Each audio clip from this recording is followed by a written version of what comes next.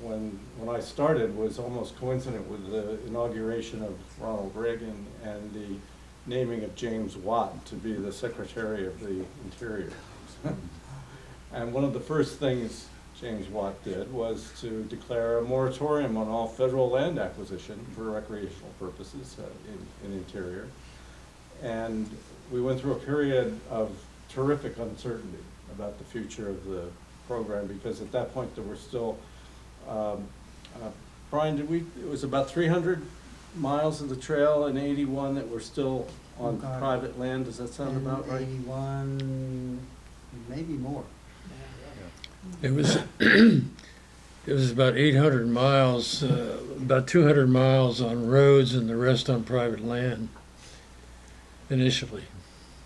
Right, and mercifully Dave Startzel stayed on because you weren't sure you would stay for a while and in the beginning, but and then the rest of that is that's part of the Dave Startzel legend. But ultimately there were case studies, one of which included the AT project done by Interior. I think the assumption in setting that up was that these case studies would reveal all kinds of waste and fraud in these land acquisition programs, including the AT, where we were getting a lot of pushback in some places, like the Cumberland Valley. And happily, it turned out that the case study was actually fairly glowing about the AT. Not so much some of the other projects, but about the AT. In the meantime, Dave's doing his great work on the Hill, and our 28 senators from trail states and others were solid in their support of appropriations and fighting rescissions, which seemed like it's no sooner did the money get appropriated than it was getting rescinded. And ultimately, we were able to build and maintain the momentum through the efforts of many, but especially of Dave. I guess the other thing, and I guess the thing I'm most proud of from my 5+ years as executive director, was as it became clear that the National Park Service, that this program was going to work, that we would eventually, I don't think we thought it would take quite this long, but that we would be able to protect the full trail. One of the concerns was, is the Park Service going to assume that they're going to run this with their professional folks? And if so, what's going to happen to the trail clubs and the volunteers? Because we've seen a few places where volunteers have sort of been pushed out by the Forest Service. I worked for the Forest Service at one time, and I could see it happening in some places. And we had some problems with Gary Everhart at the Blue Ridge Parkway. And so it was worrisome that over time, people might say, look, the government spent hundreds of millions of dollars to protect this trail, and it should be managed by professional government employees, not by these volunteers from Maine to Georgia. So it took, and I'll give credit to Dave Ritchie for coming up with this idea initially of the management delegation, the delegation of management responsibility, which had never been done before, from the federal government for all these lands to the nonprofit Appalachian Trail Conference then. And we had a signing ceremony at the American Institute of Architects headquarters, very appropriate given Ben Mackay.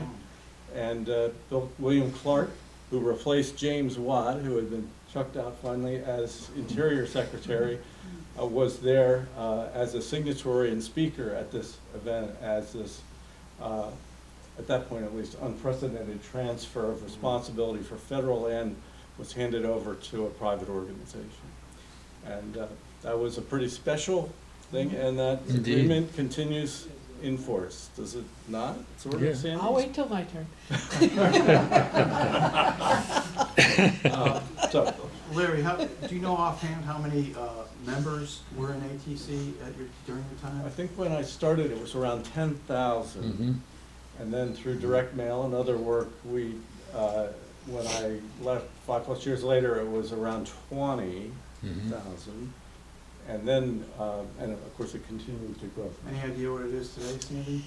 Well, official members is about 45,000 still, so, but I've got some other things, and I'm gonna give you guys a little preamble on those. Okay. But it's embargoed, so it'll be. Okay. You all have to sign an NDA on your way. Well, why don't we continue with the progression Yeah. theme here? Yeah. Did you have anything else to No, I add, think- Larry? Does anyone have any questions for Larry while he's still with us here? So he had to head out. Yeah, I'll throw a question at Larry. At any point, do you feel like you're gonna have to execute and jump out of the plane with a parachute? Because it sounds like there may have been an incipient point there where things could have gone another way, and then what would have happened? What was the worst case scenario? Well, that's a good question. It got scary for sure, but I think in the back of our minds, not just mine, Dave and others, we had a great board too. Ruth Blackburn was our board chair. I mean, how much better can you get than that? And with all of her credibility in the trail community and with the government too, she knew her way around. I think we were reasonably confident that things might get even worse before they stabilize, but So at we no would. point, the conference was gonna disappear? No, that was not, that worry was not present, at least not, might end up significantly changed and weakened, which mercifully did not happen, but no, and again, go back to the board it was terrific, and so that all worked out fine. I will say a low point for me was early on, when the double murders occurred on the trail near Pearisburg. And I had only been on the job a couple of weeks, and we had a call at then apartment in Harper's Ferry, and hear this horrible story, and then the national press was on that one too, and so it was just, that kind of thing is just so sad and so antithetical to what the trail stands for, and yet those things have, fortunately, rarely, but have occurred, and Do you recall what the ATC stepped in to try to do it in the aftermath of that, if anything? Well, I'm glad you asked that. We created and we would meet at PATC, a task force to look at crime on the trail, and we actually did a ton of research. Charlie Blankenship was part of that effort, and we discovered, as we hoped, that statistically the AT was a very safe place to be. However, what we did discover, and sense this to a degree anyway, that if you're a single woman hiking the AT and attempting to be a 2,000 miler, that's more risky. That, for one thing, you're on the trail for far more days and hours, and so statistically, that was worrisome, and we developed guidelines. Dave, you probably remember these, about the usual don't hike alone, but also what we discovered occurred not just with this case but others, is that hikers would sometimes attempt to befriend or fraternize with folks who lived nearby and had come into shelters and were perhaps heavily drinking or whatever it might have been. And so we were pretty explicit in our advice to avoid those kinds of situations. We worded it in a way that was more delicate than I just did, but it was, I thought that was an important effort, and it was also a trail-wide effort. It involved Park Service people, Forest Service people, and people from the clubs South, Mid-Atlantic, and New England. Okay. Yeah, go ahead, Judy. So Dave was essentially your Washington lobbyist? Yes, in effect, but he did a lot of other things too. He was the associate, I think you were director of trail protection when I started, and then within a few months, I named Dave the associate director. And so, in fact, there was nothing happened at the conference that if I had dropped dead, that Dave wouldn't have been able to pick up, because we shared in every detail of the operation of the conference. It was really a special relationship. Yep. Well, why don't we, go ahead, Brian. I was just gonna add to what Larry said, that out of that crime report, another thing that happened was move those shelters away from those road crossings, so that the drunk parties couldn't get there as easily. Yes, and Go ahead. and the advice that as approaching a road crossing, stay back in the woods to be pretty confident there's no one parked in a trailhead parking area that's partying or doing some other thing, and then when you go quickly across and Right. into the woods. The Greenway concept, was that during your tenure, or did that come later during Dave's? Getting it off as many roads as possible? It actually preceded it. Yeah, I was gonna say it came Okay. from Yep. Ann Satterwhite, I mean, it was Right. '74, 74, at okay. that the conference contracted died. with Ann to do a Ann study. Satterwhite. Yeah, I heard And that. that was the original baseline of everything we do. Okay. Yeah, they did a study with the University of Pennsylvania Landscape School and determined that for visual as well as auditory reasons, an ideal corridor would be at least 1,000 feet. And so that was The basis. sort of the basis for the legislation a couple years later. And then Ann expanded it to this idea of Mackay's Greenway and this broader landscape Right. in her study in '74. Oh, wow. Warren? Yes, Larry, since you mentioned the Harrisburg incident in 1981, I believe sometime in the 80s, there was a Freedom of Information Act filed with the ATC from a reporter from the Harrisonburg pilot. And it got to the point where their information had to be released. So I was just wondering, that I think it maybe came later in somebody else's tenure, but that's part of the history as well. Okay. Why don't we continue with that progression and pick it up with Dave? I know you kind of went over some of your highlights in your remarks earlier, but what were some of the highlights and following Larry's example, some of the low points during your long tenure? Well, first I'd echo his comments about the ATC financial situation. When I started there, my office was next to Mary Barnhart, who was the bookkeeper. And every Friday I would hear her moan, trying to decide which bills to pay and which bills to defer. But as Larry mentioned, the cooperative agreement and the funds that came with it from the Park Service really helped turn things around. And then also, you may not remember, but direct mail programs were relatively new at that time. And so it was not uncommon to see like 5-6% returns on membership appeals, and even 10% on donation appeals. Nowadays, you're lucky if you get 0.5%. So that really helped us. Some of the highlights, and actually this was still when Larry was in charge, we went through the first of way too many strategic plans. And again, with the benefit of the Park Service funding. And so in quick succession, we launched a bunch of programs. We created our field staff programs to provide a stronger presence at the local level, both the liaison with the clubs and also with the agency partners. We started the Register Trail Maintainer newsletter. I think in '83 we started the Seasonal Trail Crew program.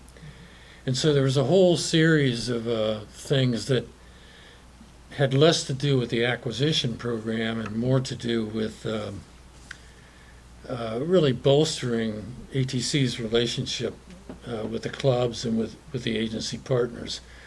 I have to say that in the early days, when I first met with a lot of, particularly our federal partners, the relationships with the clubs would, I guess I would have to say, was kind of paternalistic.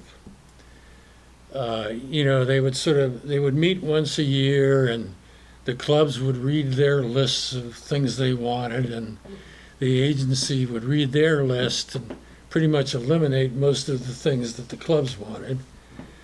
And they'd kind of pat them on the head and thank them for their service. And then they'd send their own crews out to do the trail maintenance that the volunteers had already done. It was really frustrating. But with Dave Ritchie's help, and then later a guy named Larry Henson, who was, I believe, the youngest forest supervisor in the history of the Forest Service. He had come from the Ozarks, was assigned to the project office. And Larry was a great help in really sitting down and talking, particularly with Forest Service personnel, about strengthening those relationships. And so over time, it really, it actually got to the point where our volunteers were training them on trail maintenance. Because the crews in the Smokies, for example, were terrible at trail building.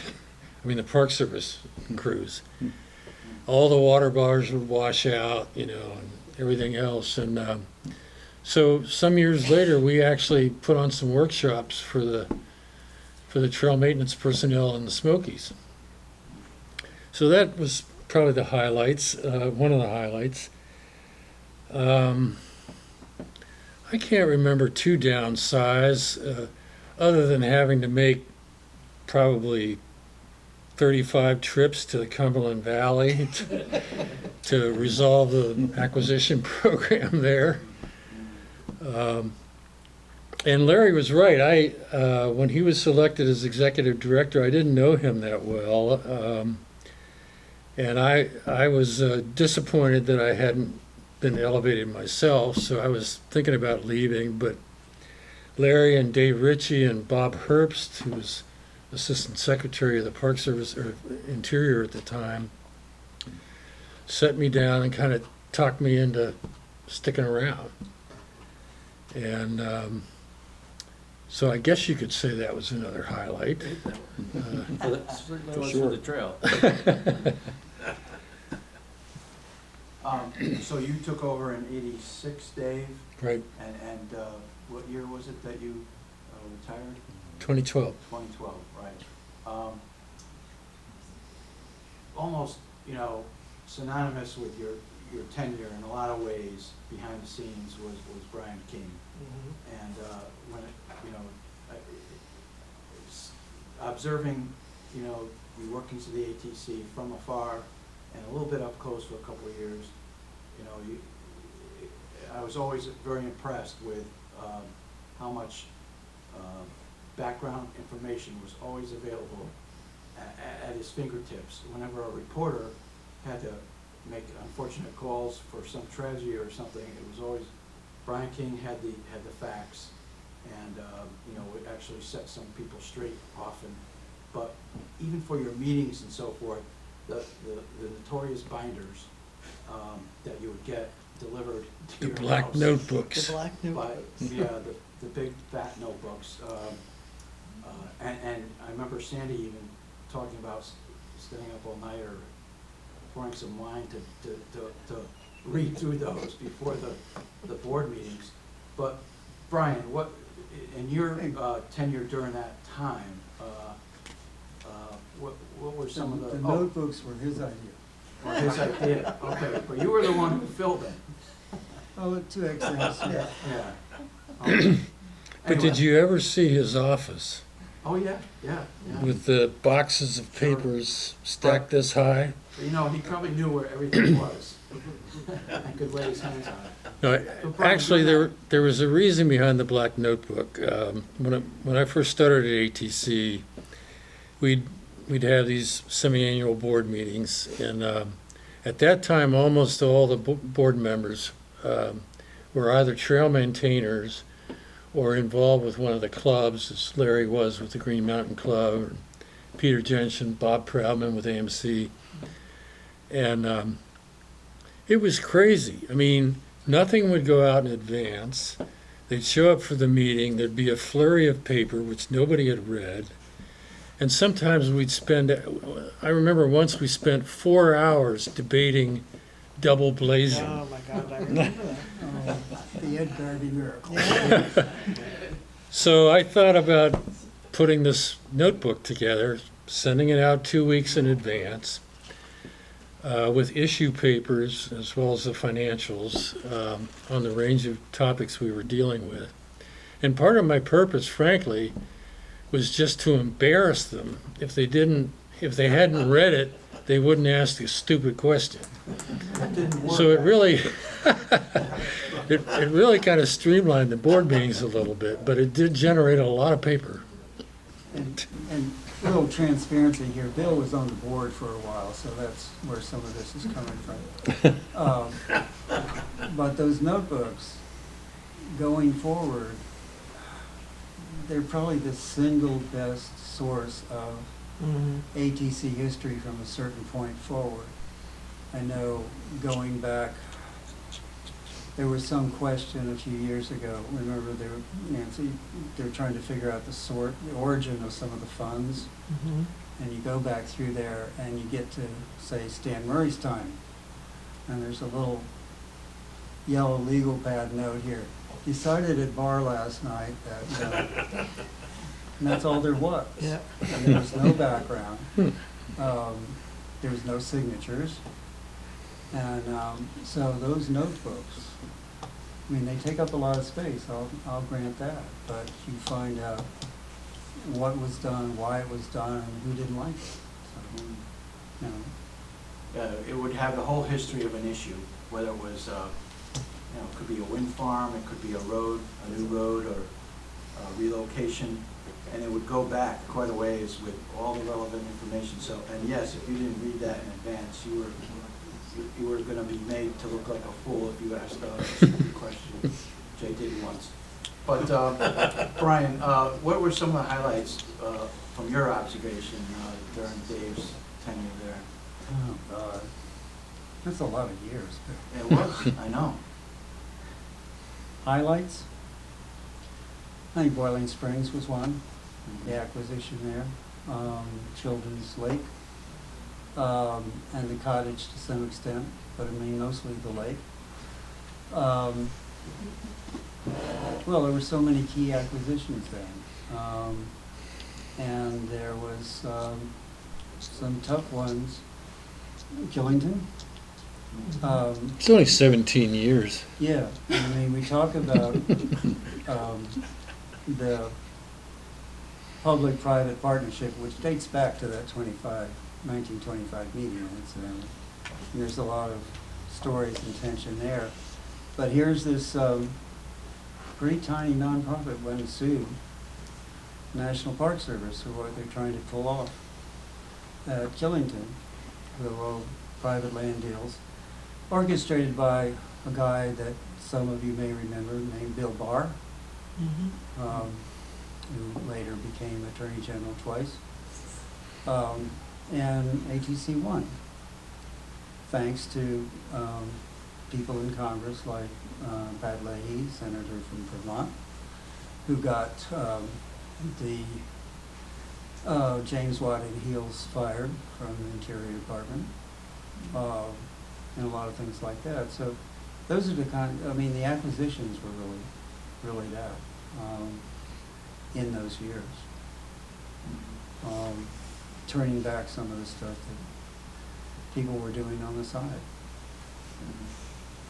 Lori, you were also overlapped in that general time frame. We had each other's backs for 3 Yeah. years, so. What, you were a thru hiker who went to work for the ATC. What was that kind of, how did that help or not when you went to work there? Did being a thru hiker help? How did that help? Yeah, that kind of perspective going in there. Well, I started out as orders clerk after my hike. I was just so eager to work for ATC. It's like I would sweep floors. So in '88, and then for the next years, I was actually working upstairs, taking orders by phone. But it was a thrill just to talk to people about the Appalachian Trail or write the numbers of the guidebooks. But just because I was a thru hiker, there would be times that my recent knowledge would come in handy. So Jean Cashin was downstairs working her wonderful magic with people, but occasionally I would get called upon for my trail expertise. And, so naturally after a while I started thinking, well, gosh, if Jean retires, I sure would like that job. And, so she did retire in 1996, 8 years later, and I did have to apply for the job, and there were, other candidates, but fortunately I was selected. None ever came close. But, knowing the physical trail was, of course, I think an important element, but working downstairs, like, here everybody's talking about the high-level policy stuff and talking about highlights, but I just think, every time someone walked through that door, it was just, there's something about the AT that just, it's the great leveler, and there's something about that very humble space in Harper's Ferry. It was more humble than now. It looks, it looks, every year the downstairs looks more beautiful and fitting for the AT, but there's something about that space that's like sacred, and if people know anything about the AT, it just sort of represents to them what's best about the AT. And I used to keep a list of all the words people would use to describe ATC and that place, and they talk about it being, they'd come in and they'd say, I reached Mecca, or, this is the heart of the trail, or the nerve center, or all kinds of things. And just to see the look of expectation on people's faces when they walk through that door, even if like some had never even set foot on the trail, but they'd read a book or seen a movie, and just the excitement of getting introduced to this wonderful thing called the Appalachian Trail that has so much mystique and mystery, going through 14 states from Georgia to Maine, and it's just so democratic. It just the way it would bring people together, and just anybody and everybody, whether they would walk the mile or walk 2,000 miles or 20,000 miles, or if they were Democratic or Republican, rich or poor, black or white, everybody would, that excitement about this Appalachian Trail project that in some ways is just so deeply American. Every day was a thrill. Every day was, had highlights. I'd go home and tell my husband about all the amazing things that happened every day. So we tell secrets out of school that before she had a husband, she lived next door to the office. I could look down. There's no 9 to 5 in Lori's life at that time. Yeah, but She was always sneaking back in after. But everybody here has a passion for the AT and have all been extremely dedicated and working. It's not been a 9 to 5 job for anyone. But I will say for the lowlights, let's just say incidents. Yeah. And we don't even need to go there. I mean, they've been touched on, but Yeah, we'll, what a sterile word. No. Yeah, it's, it's more than some people even know about. Okay. That was really well said, by the way, Lori. Just a quick addendum to that. I've never heard it expressed so eloquently, but one of my best friends on the trail, he had a lifelong friend, and two of them were gonna throughout the AT someday. And my friend got a call one day from this guy, and he said, "You'll never guess where I'm calling from." And my friend said, "No, where?" "I'm calling from the ATC headquarters in Harper's Ferry." It was that kind of a moment for him. And unfortunately, he died before they could do the trail together, but my friend did do the trail a few years later. And you're absolutely right. Does anyone have anything they want to add or ask? Let's go back here, Jim. I wanted to make more of a comment than a question. I heard Dave talk about 35 trips to the Cumberland Valley, and I can give you some personal reflections on that. I was not personally involved in the reroute. I didn't get involved with the AT until sometime later. One of my closest friends, Craig Dunn, was very intimately involved. But when the AT was moved off the roads into the Cumberland, by the way, I'm past president of the Cumberland Valley Appalachian Trail Club, and I've maintained a mile in the Cumberland Valley for more than 20 years. It was extremely controversial. A lot of people didn't like it because of losing the ice cream lady and all the other stuff.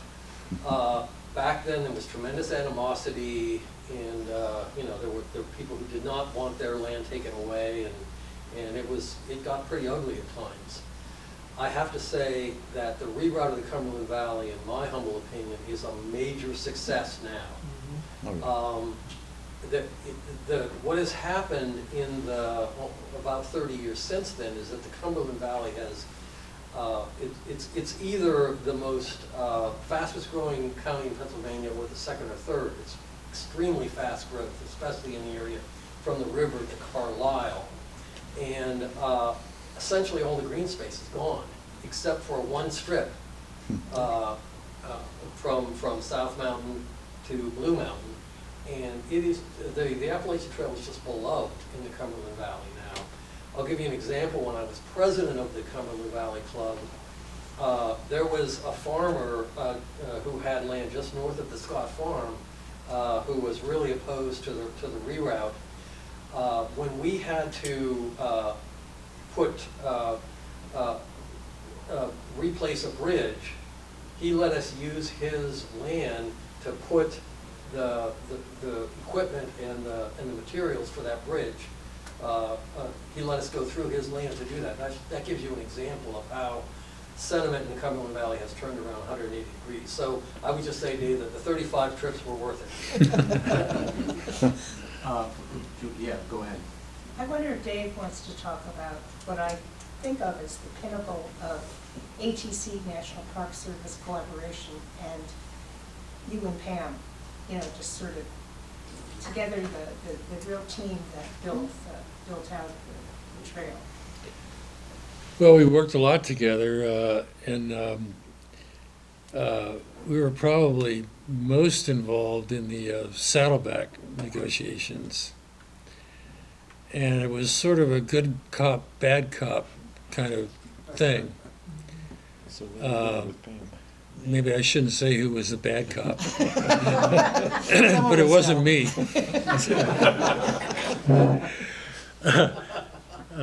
Pam was passionate about the AT and outspoken, and Don King, who was leading the acquisition program for the Park Service, was quiet, very methodical, and so I just tried to negotiate between all these forces, and that one also took 17 years, I think. It was a long one, but yeah, we worked on quite a number of higher profile land acquisition projects, and then I'm trying to remember, is Pam still here? No, she went home.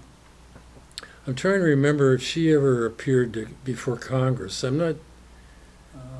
No, I don't think so. No, when the hearings on Killington, somebody else went. You went, but somebody else went. But she Yeah, I went, and Nancy Bell from Vermont Yeah, went. yeah, but Pam didn't go to that. That would have been interesting. Pardon? That would have been interesting. Yeah. Yeah. So yeah, it was a very strong collaboration. Well, Pam was there same number of years as I was. She started a year after me and retired a year after me. So. If I can jump in there, that's something that's really important about this whole ATC history and AT history, is that being joined at the hip with ATC and somebody in the government. You go back to Avery with he and Ed Ballard and Arno Kammerer on the Park Service side, and you got Dave and Dave Ritchie, Dave and Pam. It's been that way all the way along, and that's the key to a lot of what happened. All those, most of those 100 years. Is without that partnership, I mean, not to be heretical, but volunteers didn't do it all. You know, back at the beginning, there was no trail building by volunteers. They only had time to flag and maybe blaze. And Forest Service crews and CCC came in and did whatever building was done. Except in Maine, they just cut down trees and that's the trail. But, sorry, Maine people. So, I mean, without that partnership, being joined at the hip like that, a lot of this would have never happened. Well, Ron, you've talked a lot about partnership this, today. Right. Why don't you jump in here with your, albeit brief tenure. What I remember hearing your kind of inauguration speech, if you will. I think it was down at East Tennessee State. And, you know, I can remember some of the things you were listing as some of your goals and so forth. How do you, you know, how do you feel now, looking back on that? You know, did you accomplish what you set out to do, or? Yeah, I came in as head of the organization in August of 2013, and the organization was very strong. I mean, especially in from the Startzel years and Larry's years. I mean, we had a healthy budget. We had good relationships with federal agencies, especially the Park Service, and we had, you know, and with our trail clubs. So the things that I'd cite several things that are important. First thing I heard was, okay, we have a strategic plan not in place, but we're halfway through the process. And the focus in the strategic plan was doing something that we really hadn't quite completed yet, which was going from the Appalachian Trail Conference to the Appalachian Trail Conservancy. And so, and Sandy was my boss then, and I worked with, what's her name on the Fussy Mary. Fussy Mary. Mary Higley was, and she came up and we spent a day together right after I started, and she was going to help us with strategic planning. It was really an important process, because what it allowed us to do was we took a healthy organization and we stepped forward. And I think several different ways. First of all, you know, we were in a position now where we could really build a donor base. I mean, we were getting, you know, a lot of money from members, but we didn't have very many major donors. And so we focused heavily on that, building on the fact that we're now a conservancy. Secondly, and probably most importantly in that period, was creating the Appalachian Trail Landscape Partnership Program, because that was and I mentioned it earlier in my acceptance speech, you know, that was the way we started to really look at the Appalachian Trail from the broader perspective. And I think, again, we did have strong partner support from the Park Service on that particular program. You know, the fun thing was Walking Woods, the movie, which came in 2015, and I think the movie was good but not great. It clearly stimulated more donors, more members. We got a lot of good publicity out of that. And you know, about strong partnerships. I think that Sandy and I, we didn't always agree, but we worked really well together. And it was, and I got support. You know, we would. Another big issue was dealing with Katahdin, and the state of Maine said, we're going to now limit the number of people that can climb Katahdin. No, and if you're on a day hike, that's one thing. We're talking about longer distance hikers, and especially those from out of state. And it was really difficult. The board was very split but because we worked so closely with the director of Baxter State Park, we knew that his intention was not to keep through hikers. He wanted through hikers to finish. There were ways to do that. They framed it in that way. They put the numbers there, and we opened an office in Monson, and it's worked really well. Finally, this is the first time that, and this is true for a lot of nonprofits, we really focused on diversity, equity, and inclusion. And we had a program, we had staff, we organized events, we reached out into the communities. And the final thing I'll say was that I saw that in, I think, 2019, after I'd retired, and I went out to hike 8.5 miles in Maryland, starting in Crampton Gap. And this was in August 2019, kind of rainy morning. We saw 300 hikers, so roughly, I counted them, and probably a third or more were non-Caucasian. And a lot of them were doing short day hikes. And so I think we have expanded, and also on the gender issue, it's gone, I mean, the number of the females that are through hiking or section hiking has gone way up compared to what it would have been 10 or 15 years ago. And I think all of those things are really important. I remember at East Tennessee, that was one of the things you did express hope for, was diversifying Right. you know, the users of the trail, the hikers, and you know, Yeah. you feel that that's going in the Yeah, right direction? I said that on purpose. I mean, that was I had just been offered the job and accepted it, and we're in a very conservative part of the United States. Now, the people there are from all over, but they weren't thinking about it. You know, it wasn't that they resisted it. It wasn't a priority. Okay, whoever wants to come out to our trail can come out. And I remember purposely I said, this is going to be important. We're going to do this, and we need your support, and we'll work with you. And I think, and I know that Sandy's put a very high priority on that, moving forward. Before I get to Sandy, Larry, did you say you had to head out around this time? I do. Oh, you do Yeah, too, yeah. but I thought. I want to hear Sandy. Okay. So you're gonna stay for me, or do you? I'll stay for you. All right, I'll talk about it.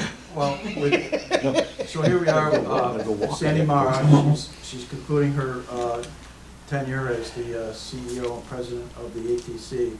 And just as a short intro, Sandy, not to embarrass you, but again, observing from afar and sometimes up close, I can tell you at some of those the old Board of Managers meetings, you know, as it is with a lot of groups, a lot of the nitty-gritty background work is not done around a table in a committee meeting room or in a general group-wide setting, but in the after hours, so to speak. And I saw Sandy doing what few people can really do. She would sit down with some of the movers and shakers in the trail community that were there at that meeting. People like Bob Proudman, Dave, and others, just to name a couple, and be engrossed in this really deep conversation. Now, I don't think they were talking about their personal lives or anything. It was trail talk, and here you are, you're citing stuff that happened way back in 1974. You got involved with the Potomac AT Club. You were president of the club. You were chairman of the ATC board, and now the president and CEO. I would make the case that no one has ever come into that job with more background and experience with the Jeez, I don't know ATC about that, than but. Sandy Mara. No, I really believe that. Yeah. And so I wanted to use this opportunity to put that out there and to thank you for your service. Well, thank you. So if you can, withstand that, tell us the low points. And with that, how was the play, other than No, that? what I'd really love for you to do, yeah, talk about your tenure Yeah. at the head, but also recap what the ATC's been doing for this 100th anniversary. Sure, so, yeah, I'm glad thank you for mentioning that, and thank you for all of that, but yeah, it's gonna be 42 years, so for a 100-year-old organization, I'm not quite half as, I tell some very young staff, I'm like, I'm older than the dirt in some cases, so, because everyone, but we still go to Brian when we really have questions, even now that he's retired.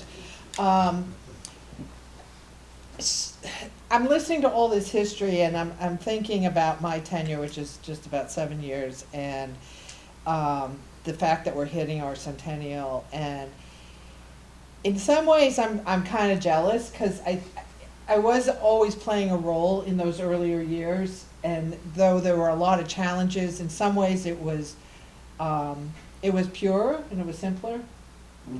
I think that, you know, I stepped into this position somewhat like Ron did. I was chair of the board. We're not always great at hiring. Fingers crossed we did it right in a row this time. But anyway, and so I was asked to come on just as an interim for a year, and that was in 2019. But some of what happened is then, you know, March of 2020, right? And COVID hit. And everything got thrown up in the air. And in some ways, as hard as that time was and as horrible as it was for people in the world and everything else, in some ways it was actually kind of, there were some really good parts for ATC, because it just allowed us suddenly, we were still sort of a regionally organized organization where we did a lot in person. There was always, you know, there was headquarters, but then there were all these regional offices, and people sort of lived within there, and maybe a couple times a year they would come together. And all of a sudden this technology exploded that allowed collaboration and people to join together.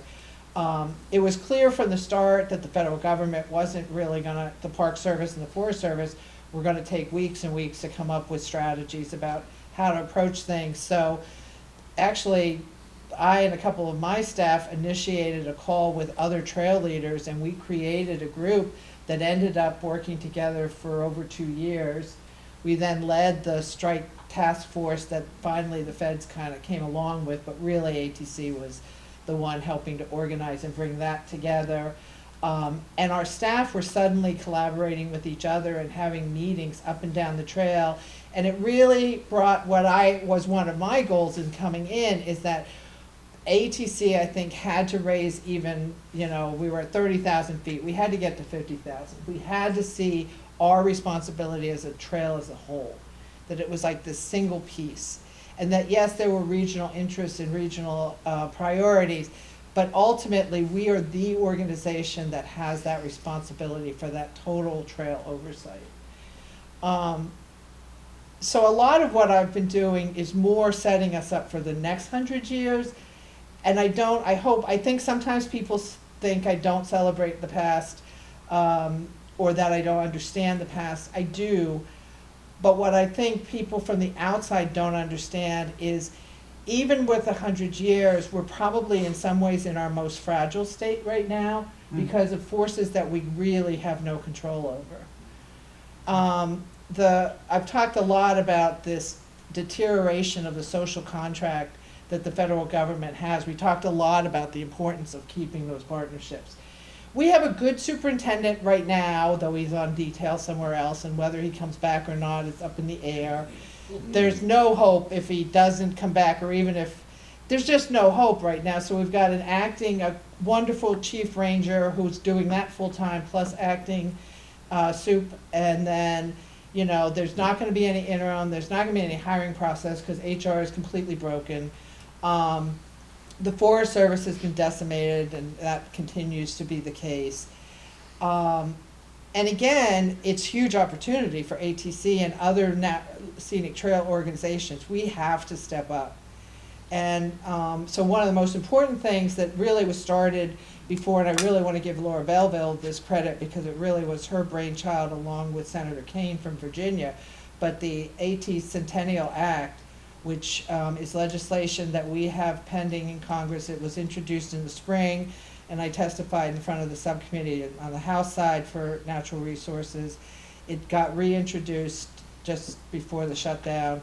We're in the process now. We finally have the attention of the other scenic trails because it got reintroduced and everyone realized this thing was really moving forward, you know, and so they kind of had to finally listen to what we were saying and come to the table. But they are coming to the table and working with us to figure out how can we make this work for as many of these groups as possible. Because though it's called the AT Centennial Act, which was Senator Kane's choice, we really see this as a baseline. And at the crux of the legislation, it's really forcing the government to recognize organizations like ATC as true equal partners in managing the resource.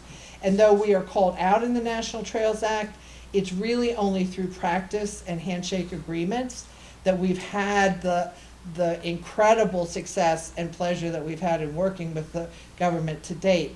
But I no longer have the faith that that government that we knew is going to necessarily exist into the future. And even if eventually it starts moving back to that, it's going to take years to even just replenish the brain drain that we're having with these agencies. And so getting this designated management partner designation is going to be a real step forward in protecting, and really our rightful place, because the National Park Service could not maintain any of our national scenic trails without organizations like ours. They just couldn't. I mean, I laughed when I heard that the government initially thought they were going to put their staff on this trail. I mean, do you know how many staff that would be? You know, it's just mind-boggling. So the other thing I wanted to mention too, we talked about membership, and you know, for years we've been using this number, 2 to 3 million people use the trail annually. Technology can be good when you want it. It's like lawyers, right? They're great when they're working on your behalf. So right now we have technology working on our behalf, and the Park Service concurrently has been doing work in this area as well. We just had another meeting. We're getting ready to roll out in January of next year, so I can't give a lot of details. A big press release coming from the Park Service.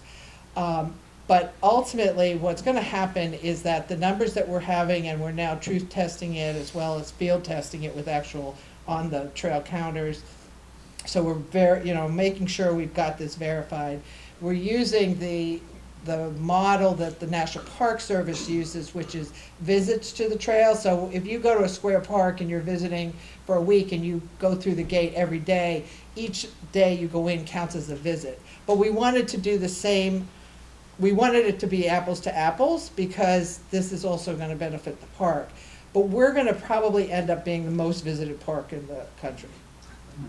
I mean, we're talking tens of millions of people that are visiting the Appalachian Trail. The other thing this data is going to give us is not only will we understand who visits, we'll understand the hotspots, we'll understand the times of years that places are being potentially overrun. We'll understand, we also can track people that go from the trail. Do they then go to the adjacent communities? How long do they stay there? So those are conversations we can have with those communities about them getting a real handle around how much that trail is feeding into their local economy, and how important their support of our conservation efforts in particular are to maintain that outdoor recreation economy. So there's lots of really exciting things that's going to be coming out with that. My best salesman here mentioned the Centennial campaign today. Great pitch. And we're actually at like 36.2 million towards the 50 million. We went public in May. Most recently, we received the $5 million grant from a private contributor that's going to be specific for Wild East, which is land conservation. We've received a 1.2 million unrestricted contribution from a foundation that wishes to remain anonymous, and that's the gold, most gold is an unrestricted, you know. I wish I could say that, I mean, our finances are leaps and bounds above. I mean, right now we're at about 15 million annually. We just signed a $22 million contract with the U.S. Forest Service specific for Helene recovery, and we've mapped out the 5-year distribution of federal funds, particularly if the Legacy Restoration Act also gets reauthorized. We could be at close to $14 million just in federal funding by 2027, plus then continuing to grow our private dollars.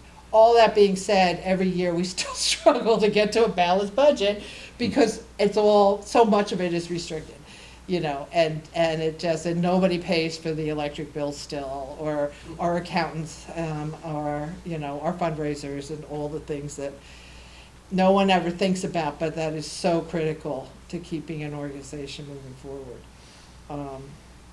And I guess the last thing I just wanted to mention is, you know, I said this to Ron, Cinda started on Monday. It's been a really rough, it's just this constant emotional up and down for me right now, but by the end of the first day, I guess the number one feeling I had was relief, which I think is really good. So I'm really happy about that. I feel that, I understand she's got a huge curve.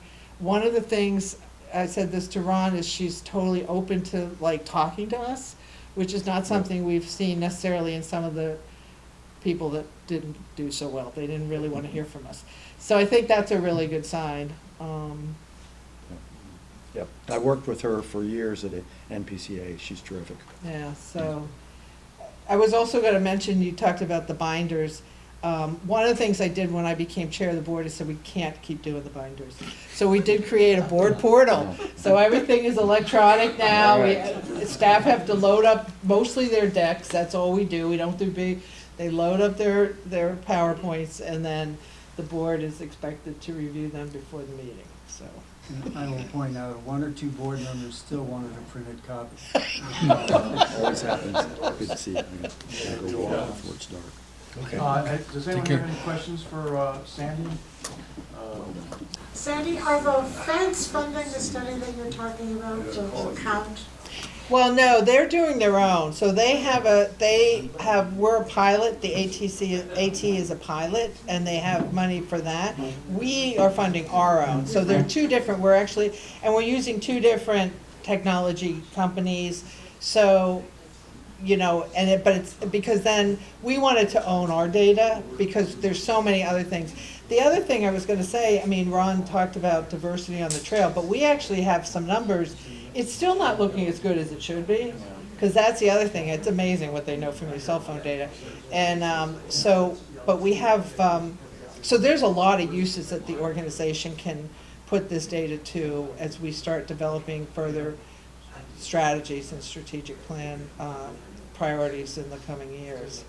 I know it's really early, but any idea off the top of your head what the ATC might do when this report comes back, for instance, on hotspots on the trail? Is there any talk already about remediation efforts for? Well, and we're already doing that, so, because we kind of know where some of them are anyway. So McAfee Knob is a wonderful pilot model of what we've done. So, and that was in partnership with the Roanoke AT Club, State of Virginia, City of Roanoke, National Park Service, U.S. Forest Service, ATC. It's been going on actually under the previous superintendent, Wendy. And the local club developed a program where they have volunteers out on the weekends, sort of acting as ridge runners or, people to help support. Because that spot can get tens of thousands of people on a weekend, particularly from the university there. Worked with the town. We've got a pedestrian bridge in now because it was a dangerous road crossing, expanded parking, shuttle service as well. And then ATC, during that same period, we were able to protect about 350 acres below McAfee Knob. And some of the longer term plans, and it's part of our sustainable campsite program that we're doing, is to help use that property to pool some of the larger groups that go out for overnights, that they wouldn't be camping along the AT in this hut really overused area, but could go down to our property. And then also that would allow for longer term potential different access points to go up loop hike through McAfee and not bring everybody down the trail from the road crossing. So that's already in place. We're actually working with the state of Virginia up at where Chris and my section of the trail starts at Route 7, where they're also looking to put a pedestrian bridge in. So from Bear's Den Rocks down and then over to Crescent Rocks. Over which road? Over 7. Oh, Snickers. Yeah, Oh, Snickers Gap. Right. So that's gonna be happening soon as well. Okay. Well, soon in like government. The thing about working for ATC is soon as, I don't know, I'm trying to explain that to Cinda too. I'm like, well, this will probably be about 10 years and, Yeah, right. I know along the line of hotspots, just over, that bubble, the bubbles at the beginning of for northbounders is, I don't know how much, I know Lori was really instrumental behind the flip-flop movement to try to get that more popular, and Has that seemed to catch on more with your permitting system or semi-permitting? Yeah, the system? numbers showed significant growth. And one thing, though, that you can't see if you look just straight at the numbers is before, when the numbers of flip-floppers, which were much smaller, represented people that started in Georgia. So they were northbounders. And then for whatever reason, they were running out of time, Oh, I whether a see. family emergency Right. or whatever, and they would flip up to Katahdin. Right. Like 90-some% of flip-floppers now intentionally start somewhere in the middle, Okay. Harper's Ferry or somewhere else. Most of them go north, some go south, but it really disperses the Right. use. And several years ago, the number of flip-floppers actually overtook southbounders. Yeah, Wow. and I So think that's it's- still the case, actually. So, Yeah. so it's definitely had an impact. Yeah. Yeah, I mean, Yeah. it's, we don't have to worry about, like there being more flip-floppers than northbounders anytime soon, but it's definitely an increase. And it's become more, I think, accepted socially Mhm. in the community than it was when it started out. Yeah. Did you have a question, Warren? Or comment? Yeah, my relationship with the trail started in '72, so 2.5 person paid staff at ATC, just moved out from DC to Harper's Ferry to one of the Storer College buildings. And yeah, I've been a student of the trail for a long time. And my bias is life, liberty, and the pursuit of happiness. And I believe one of my Bill of Rights is the freedom to have movement through public lands. And so my question is, I get asked a lot of questions when I give talks. And one of the questions they ask me is, what do you think are the threats to the Appalachian Trail in the future? And of course, you know, most of the ATC has to be on the resource protection, whether it's landscape, viewshed, protecting the trail, the greenway, you know, this trail purchasing and protecting. For me, as an educator, and also it seemed like before people went out on the trail to sort of leave the world behind them. And you know, one of the things that's happening, obviously, is they're bringing in the world into the trail. So one of the things, the one question I have, and any of you can answer it or choose not to answer it, is I tell them, I feel, one of the greatest threats to the future of the Appalachian Trail is the word liability. And so I just want, if anybody wants to answer that question or disagree with it. Well, what do you mean by, Yeah. could you just elaborate on that a little bit, liability? and what- You know, just the amount of road closures, you know, part of wilderness adventure is risk-taking, you know, and the simple freedom. And if there's increasingly a number of rules and regulations and trail closures, that takes away that freedom, feeling of freedom out there. Do you have a specific example? I got lots of examples, but I'd rather not take up the time. Well, give us one. Would Helene count? Well, the latest one is the latest communication for the Virginia Creeper Trail, because the construction company just had their public meeting.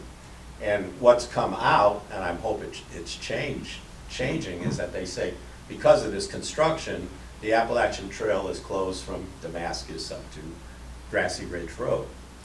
And where the trail touches the Virginia Creeper Trail, there's not going to be any construction there. And so it's sort of, you know, the other thing was when the transmission wire came down on the ground on Peters Mountain, you know, the ATC or whoever kept the trail closed for about a month, but the power company had already shut the power off, put up orange fencing around the fallen lines, yet people were still being driven in pickup trucks up windy, stony Brook Road Mountain for about a month.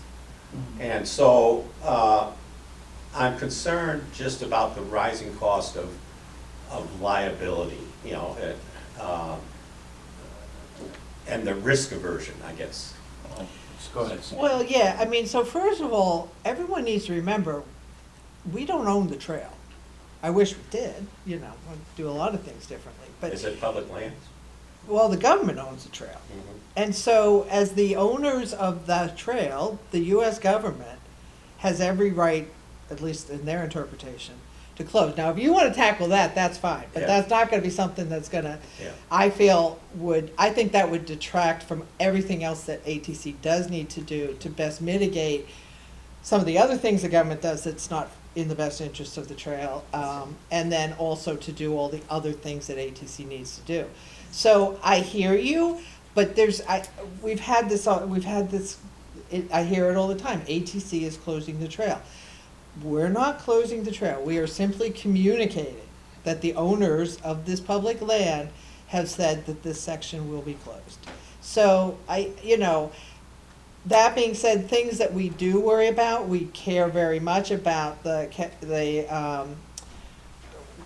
river crossing up in Maine, Kennebec, yeah, the Kennebec River crossing. I mean, we do care because, that's a contract that we have and we want to make sure that that person is responsible and yeah, again, I mean, I hear you, but it's a litigious society. It's an overrun of lawyers. I mean, there's layers and layers and layers to this, and I appreciate it, but I feel like sometimes it detracts from all the good that ATC does and how important what we do is to the trail if we're simply kind of as the messenger getting, the arrows.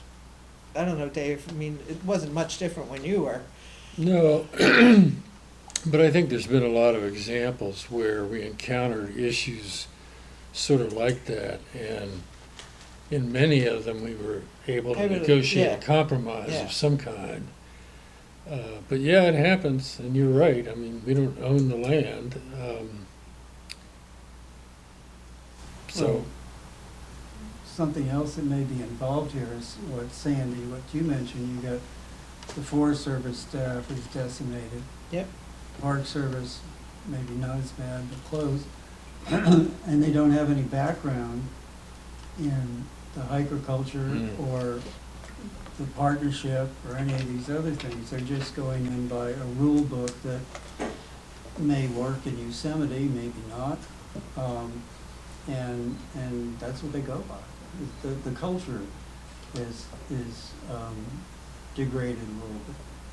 Well, and you were there when they were pushing us for the volunteer, like, now they have to sign the sheets and, and, well, I will tell you one thing, Warren, because I'm probably a little more radical than you think I am. There was a photo of me, and this was, I think, when I was chair, maybe it was but I was out with Chris, and I was lopping and stuff, and so Chris took some pictures. I'm like, oh, I'm gonna send this to ATC, and Lori Pottinger said, you can't show that, you can't post that picture because she doesn't have any PPE on. And I'm like, I have never in my life wore a hard hat and shit when I was lopping trees, and Lori's like, oh, we can't show that picture. So. Yeah, we've seen your Facebook posts, you're very radical. Well, yeah, that's a different kind of. Anyway, Thank you for answering. Yeah. Yeah, I want to thank everybody here. I thank those guys as they left. This was really great. I learned a lot myself, so I really appreciate you taking the time. And having said that, Thank you.